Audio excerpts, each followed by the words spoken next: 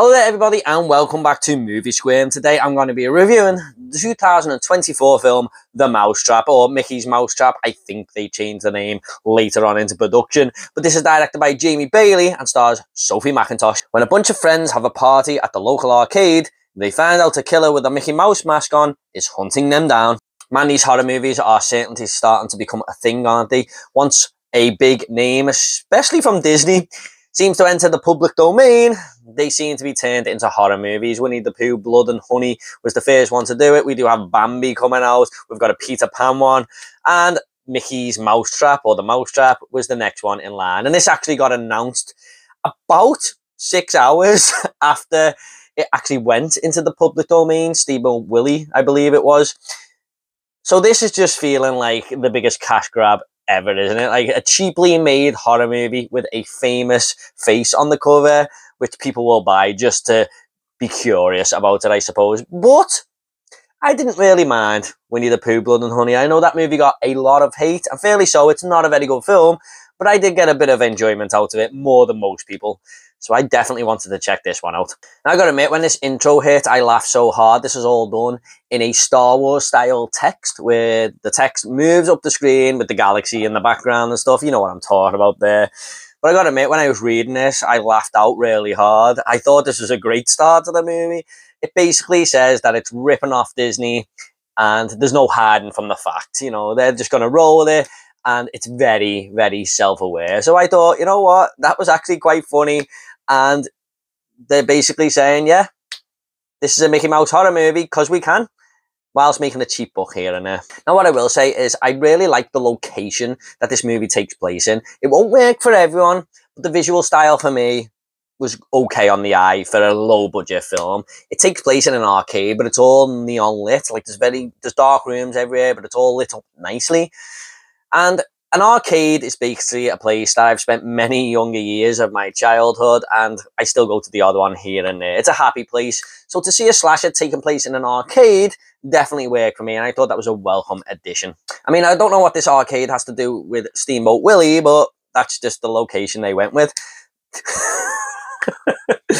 But what I will say is the characters here as well, whilst not being the best acted bunch of cast members, there wasn't really anyone in there who really grated on me. Like in most slashers, especially low budget ones, you do get characters who really just annoy you, who really grate on you and make you want to shut the film off. But here, I thought they were all adequate, let's say. And I've got to say, Alex, played by Sophie McIntosh, the main protagonist of this film, was probably the most likable character. But that's all you're going to get, you know, out of these characters. The most likable is the best praise I can give someone. And whilst I'm about to say a bunch of bullshit about this movie, what I will say is this movie was tolerable to get through. I mean, there was no point where I really wanted to turn it off. Unlike movies like The Exorcist 2, where that just seemed like an eternity to get through. What I'm saying is I've seen a lot worse horror movies than this. And that is the slasher fan inside me that probably helped me get through this. But the 80-minute runtime probably helped a lot, because I knew this movie wasn't going to be on for very long. Now, after scraping together a few positives there, I got to talk about the story here, because there is none. I mean, there is just nothing here to go on. Even the most average slashers seem to have a little bit of backstory about the killer or why he's doing this or whatever. But no, it's basically just killer, victims, that's it. And you got to give me something. I mean, there's got to be something to get you a little bit interested in. But no, it just completely abandons all of that. Also, it throws on Steamboat Willie in a few scenes in the background there. And this is what this movie is kind of based off, because it's allowed to make this movie now because Steamboat Willie went into the public domain. But there's no reason for it. It's just on in the background. And it sort of forgets all that later on in the movie. Anyway, it just goes nowhere with the Steamboat Willie story. Also, this killer can transport. I mean, there's no rhyme or reason. He can just transfer from there to there. And we see it a few times in the movie where he just moves around the room. It was just such an odd choice. It's like the crew learned this little camera trick as they were making the movie and said, oh yeah, Maybe we can put that in there. Isn't that cool? He can transport from there to there. I mean, he's Mickey Mouse after all. He's fucking magic. He can do what he wants. Why not? And the look of the killer here, my god, this is just the cheapest looking Mickey Mouse mask you can find with the cheapest looking tracksuit. I mean, there's just no effort into the killer costume here whatsoever. If you remember the masks of the first Winnie the Pooh Blood and Honey movie, they were pretty bad. And this is kind of on that level, but way worse. Also, the kills, guys, which are basically your bread and butter of slasher movies, are terrible. I mean, this is the first moment where I realized that this is 100% just a cash grab, because there's no heart gone into the creativity of these kills. There's no thought process. They are all basically just off screen, or so poorly edited that they might as well be off screen. It really does feel like they thought, we're going to make a slasher movie, get it out there as fast as possible, and we'll just have Mickey Mouse on the cover. So if they did try with the kills and stuff, at least you would have thought they really did want to try and make a slasher film there. But no, they are just all cut away. They are the worst type of kills you can have in a slasher movie. They're not really any fun at all. Also, this story is told through one of the survivors' eyes. Now, she has been arrested as a suspect, and she's talking to the good cop, the bad cop, about what happened here at the arcade. Now, what I have a big problem about this is the movie just kind of sort of gets going, and then we jump back to this scene, and it's like, oh man, not this again. We're just hearing this chick talk about the killings, the killer, but she's got it all with a grin on her face. I mean, all her friends have just been murdered, but she's sort of telling it, you know, like, it's a nothing thing to her. Like, she doesn't care. There's no compassion, which I found quite weird. But she's basically telling us things we've just seen, or things that we are about to see in the next scene, or things that could have been told within the context of what's happening in the arcade.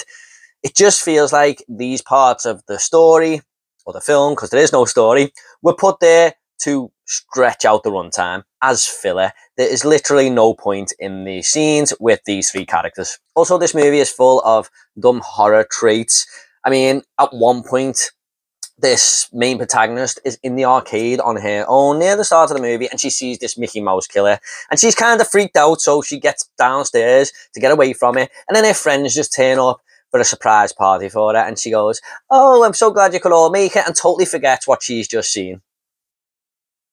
I mean, she brings it up like an hour later when people start to go missing and stuff, and then she goes, oh, I thought that was one of you joking around. I mean, if I was freaked out by a Mickey Mouse costume when I was in the arcade on my own, that's the first things I'd be telling my friends when they turned up. There's some sort of killer upstairs.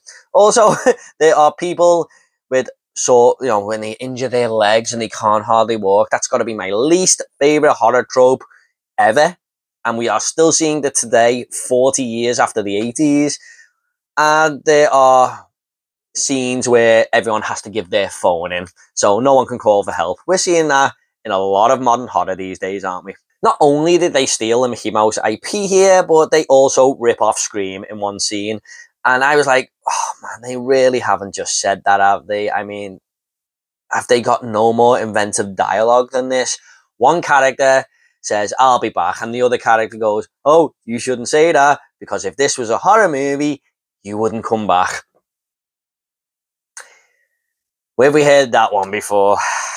I mean, the weirdest part about this as well is no one's actually really gone missing at this point. It's near the start of the movie, so for him to say that was just strange. And I gotta say, this movie has a absolutely atrocious ending. Now, I'm not going to say what happens here, guys, but if you have seen the movie Red State, directed by Kevin James, you'll know how that movie ends. And it really did feel like they just ran out of money. And that's the best way I can describe this ending here. It just left me feeling empty. And I was like, yeah, what was the point? Look, guys, if you did not like Winnie the Pooh, Blood and Honey, you are fucking gonna hate this movie.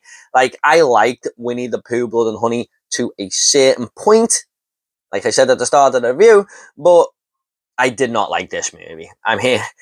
It's definitely not gonna be for you if you weren't a fan of that film, because it's not even half as good. I'm just going to go ahead and make this movie now.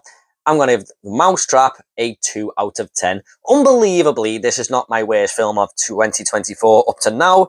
That is The Exorcism, because that film bored me to tears. But this runs it a close second. Okay, guys, at the end of these reviews, I always like to leave a little fun fact. Now, a fun fact for the Mousetrap is that the Mickey Mouse mask used in this is actually a 1960s vintage Mickey Mouse mask, painted black and white. Wow, how creative. Okay, guys, I hope you all enjoyed this review. Have you seen The Mousetrap yet? Please let me know what you think. Are you going to watch it after seeing this review? I advise you not to. Thanks so much, guys. If you like horror, please give this video a like and subscribe to this channel. Really help me out. And if you want more 2024 horror movie reviews, they'll be in the link down below. Thanks so much, guys. You take care, and I'll see you on the next video.